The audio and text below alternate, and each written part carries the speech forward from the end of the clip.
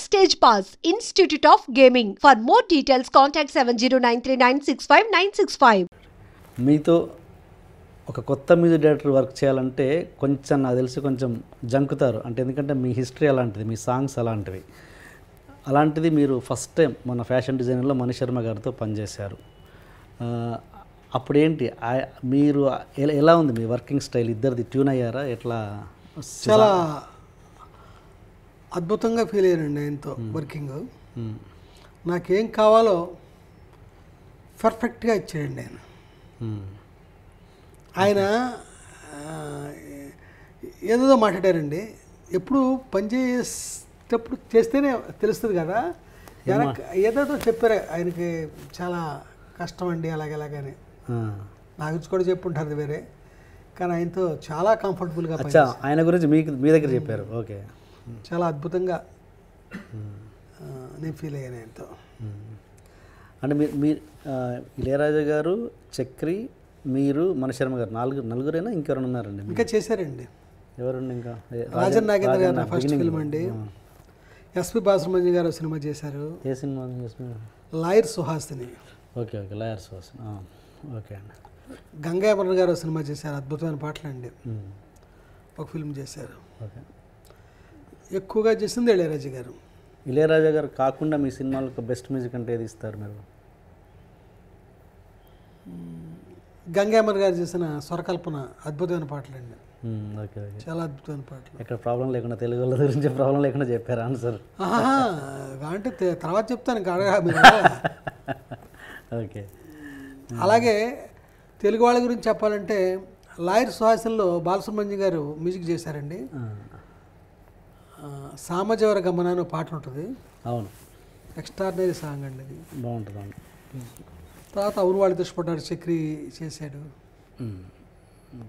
But మీరు lawyer Suhasini cinema చేస్తున్నప్పుడు cinema మొత్తం చాలా ఇష్టంగానే పనిచేశారంట. అది ఎంతవరకు నిజం? అసలు ఎక్కడ ఇష్టం లేదు, నా ఇష్టంగా చేస్తున్నాను, ఇష్టం లేకుండా చేస్తున్నాను ఈ సినిమా. అది ఎందుకు? రీజన్ ఏంటండి? రకరకాలండి. అది ఇలాగా అని వివరించడం నాకు ఇష్టం లేదు. అది అయిష్టమైన ప్రాజెక్టే. అంటే ప్రాజెక్ట్ ఒప్పుకునేటప్పుడు ఇష్టం లేదా, మధ్యలో అయిష్టత ఏర్పడ్డదా? ఒప్పుకున్నప్పుడు బాగానే ఉంది, కానీ పోను అది సరిగ్గా సబ్జెక్ట్లోనా లేదా ప్రొడక్షన్లో? ప్రొడక్షన్లో అండి. నా లైఫ్లో చాలా ఎలాగ ఇదైంది సినిమాల్లో ఇదొకటి. తక్కువ ఉన్నాయి. ఓకే, అంటే పేర్లు మెన్షన్ చేయకండి. ఏంటి అయిష్టతకి కారణం అని? అలా అసలు మాట్లాడటం ఇష్టం లేదు. Okay okay. అయినా చాలా కాలం అయిపోయింది కదా. అదేంటి మీ కథ మీదేనండి? కాదండి, ముళ్ళపూడి వెంకటరమణ గారు. ఓహో, వారి కథ అండి. ఓకే సార్, గతంలో మీరు గాలికొండపురం రైల్వే గేట్ అని ఒక నవల రాశారు. దాన్నే వెంకటేష్ గారితో సినిమా తీద్దామని అనుకున్నారు కదా, అది ఎందుకు ఆగిపోయింది? అది సస్పెన్స్ సినిమా అండి. అది స్వాతిలో సీరియల్, స్వాతి వీక్లీలో. అది ఆ స్క్రిప్టు మేము చేసే స్క్రిప్ట్ వారికి నచ్చలేదు. Okay okay. హీరో గారు ఫాదర్కి, ఆయన బిగినింగ్ డేస్ అనమాట అవి. ఓకే. నచ్చలేదు అది. హీరో కంటే హీరోయిన్కి ఎక్కువ క్యారెక్టర్ ఉంది స్క్రిప్ట్లో, అలా కాదు అనే పద్ధతిలో వారి నాన్నగారు చెప్పారు, రామానాయుడు గారు. నాకు ఆ విధంగా వర్కౌట్ చేయడం చేతకాల, అందుకని అలా ఆగిపోయిందండి. అసలు వంశీ గారితో పెద్ద హీరోలతో సినిమాలను అసలు ఎక్స్పెక్ట్ చేయొచ్చా? అసలు వంశీ గారు పెద్ద హీరోలను డీల్ చేయగలరా, లేదా ఎక్కడైనా ప్రాబ్లమ్స్ వస్తుంటాయా? తెలియదండి.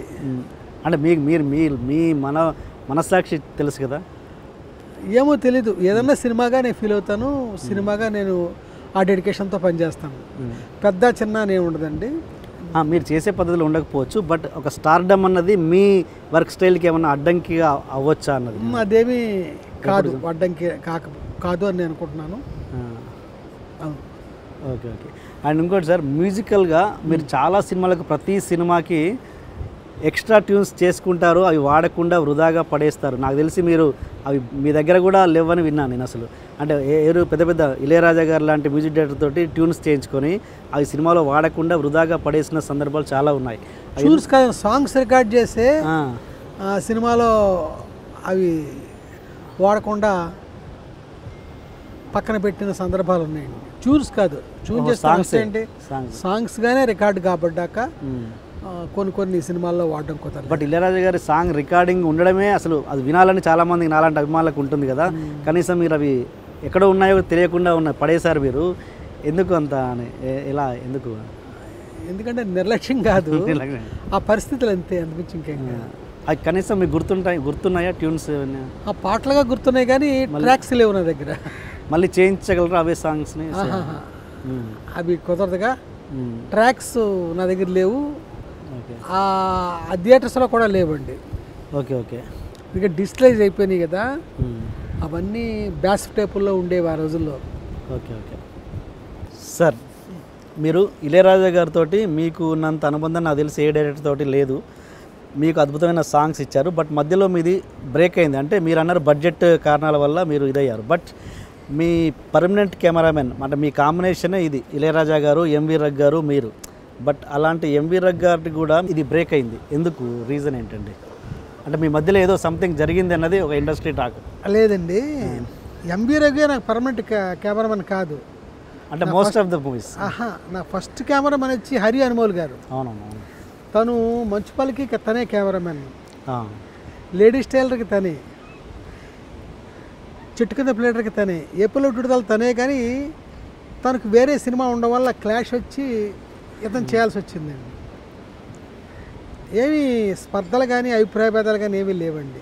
ఆ పరిస్థితులను బట్టి ఇతను కానీ అతను కానీ లేదా వేరే వాళ్ళు కానీ చేయడం జరిగింది తప్ప. గోపిక గోదావరి తను చేశారండి? లేదండి, అతను అసిస్టెంట్ చేశాడు. అసిస్టెంట్ చేశారు. ఎంబీ రవి గారు అసిస్టెంట్ అండి అతను. బట్ మీ మధ్య ఏమీ జరగలేదు? లేదు. Okay right. ఎలాంటిది లేదు.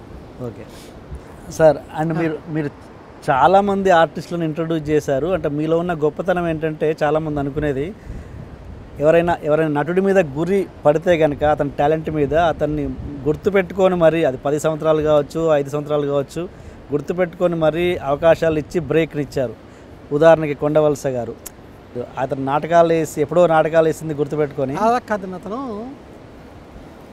ద్రాక్షారామం కళా పరిషత్ని మా పసలపూడికి దగ్గరలో ద్రాక్షారామం, ఆ ద్రాక్షారామం కళా పరిషత్తులో ఇతను అదిగో అదే మా ఊరని ఒక నాటిక వేసాడు అతను. నేను దాదాపు 200-300 గజాల దూరం నుంచి ఆ నాటిక వాచ్ చేస్తున్నాను. నేను దూరం నుంచి ఒక సన్నటి కుర్రాడు ఎగిరి భలే గంతులేస్తూ భలే చేస్తున్నాడే అనిపించింది. నాటిక అయిపోయిన తర్వాత అతను కబురు చేస్తే చూస్తే అతను పెద్దవాడు, అతను దగ్గర 60 ఏళ్ళు ఉంటాయి. చాలా బాగా చేశారండి అని నేను ఎవరో చెప్పకుండా అతనితో చెప్తే, మీలాంటి కళాభిమానులు ఉన్నంతకాలం మాలాంటి కళాకారులకి జీవితం ఉంటుందనే పద్ధతిలో అతను మాట్లాడాడు. తర్వాత నేను హైదరాబాద్ వెళ్ళాక ఒక స్క్రిప్ట్ చేశాక అతను కబురు చేశాక నన్ను చూసి కంగారు పడ్డాడు, షాక్ అయ్యాడు అతను. సరే అలాగా అతను నాకు పరిచయం అయ్యాడండి, దగ్గర అయ్యాడు. అతనికి ఒక వేషం ఇచ్చానండి. ఆ వేషం అవును వాళ్ళిద్దరు ఇష్టపడ్డారు సినిమాలో పుట్టురాజు అనే వేషం. అది బాగా పాపులర్ అయింది, సినిమా హిట్ అయింది. సినిమా హిట్ కారణంగా హిట్ తర్వాత పాపులర్ అయింది. ఆ తర్వాత సంగతి మీకు తెలుసు. అంటే అతను కథ చెప్పన్నారని ఇదంతా చెప్తున్నది. అట్లా మీరు ఇంట్రడ్యూస్ చేసిన వాళ్ళు చాలామంది ఉన్నారు కదా సార్. మహర్షి రాఘవ గారు కావచ్చు, భానుప్రియ, శాంతిప్రియ, ఒక 20 మంది వెళ్తారా మీ లిస్ట్లో? తెలియదండి, లెక్క పెట్టలే. బాగానే ఉంటారు, పాపులర్ అయిన వాళ్ళు, పాపులర్ కాని వాళ్ళు ఉన్నారండి బాగా. ఓకే సార్, మీతో కంటిన్యూస్గా ఎక్కువ సినిమాలు చేసిన వ్యక్తి రాజేంద్ర ప్రసాద్ గారు. బట్ మీరు సడన్గా ఆయనకు బ్రేక్ ఇచ్చేసి మీ కాంబినేషన్ బ్రేక్ చేసి నరేష్ గారితో సినిమా చేశారు. ఎందుకు? రీజన్ ఏమైనా ఉందా? ఆయనతో ఏమైనా అలిగారా? నేనేం అలగలేదండి, ఆయనతో అప్పుడు చేయడం కరెక్ట్ అండి, అంతే. అంతేనా? బట్ తర్వాత మళ్ళీ రిపీట్ చేయలేదు ఆయన రాజేంద్ర ప్రసాద్ గారిని. అంత సక్సెస్ఫుల్ కాంబినేషన్ కదా. అవునవును. ఏంటి రీజన్స్? అంటే రీజన్స్ ఏం లేవండి, ఆయనతో అప్పుడు చేయడం కరెక్ట్ అన్నా, అంతే, ఇంతకుమించి చేయలేదు. మీరు అన్ని ప్రతిదీ క్రిస్ప్గా షార్ప్గా చెప్తే అలా కాదు, మీరు పెద్దగా వివరంగా చెప్పడానికి వీలు కానీ ప్రశ్నలు వేస్తున్నారు, అంతే అన్నమాట. అండ్ హీరోల విషయానికి వస్తే మీరు కొంతమంది హీరోల్ని ఫిక్స్ చేసి ఫైనల్ చివరి స్టేజ్లో తీసేసిన సందర్భాలు కూడా ఉన్నాయి. లైక్ శివాజీ రాజా గారు కనకమహాలక్ష్మి రికార్డింగ్ డాన్స్ ట్రూప్ అది తీసి అంటే ఎందుకు లాస్ట్ మినిట్లో ఫిక్స్ చేసి తీసేయాల్సి వచ్చింది ఆయన? అదేం కాదండి, అది ప్రొడ్యూసర్స్ తాలూకు ఈ బిజినెస్ అదంతా ఉంటాయి కదా. నాకేం నచ్చలేదు తీసేసాను అన్నారంట ఇంతటి శివాజీరావు గారితో. ఏమో అలా అన్నానా ఏమో తెలియదు, కానీ ఇది జరిగింది. సార్ మీరు ప్రతి క్వశ్చన్కి ఇలా పొడి పొడిగా సమాధానం చెప్పడం మాత్రం బాగాలేదు అసలు. అది మీరు ఎక్కడ దాన్ని ఎక్స్టెండ్ చేసి అలాగే మాకు లెంత్ కూడా ఇవ్వట్లేదు కనీసం. అలాగే అంటే నేను అనేది ఏంటంటే శివాజీరాజు గారు ఒక సినిమాలో మహర్షి సినిమాలో అనుకుంటాను హీరోకి డూప్గా చేశాడంట. యాక్సిడెంట్ అయింది, పెద్ద యాక్సిడెంట్ అయింది. అవునా? శివాజీరాజు గారు ఏం గుర్తు రావట్లేదండి. చేసే ఉంటాడు పాపం, ఎందుకు అబద్ధం ఆడతాడు కదా. అన్ని ఇలా ఆన్సర్ చెప్తే ఇంకా నేను ఏం అడగలేను ఇంకా.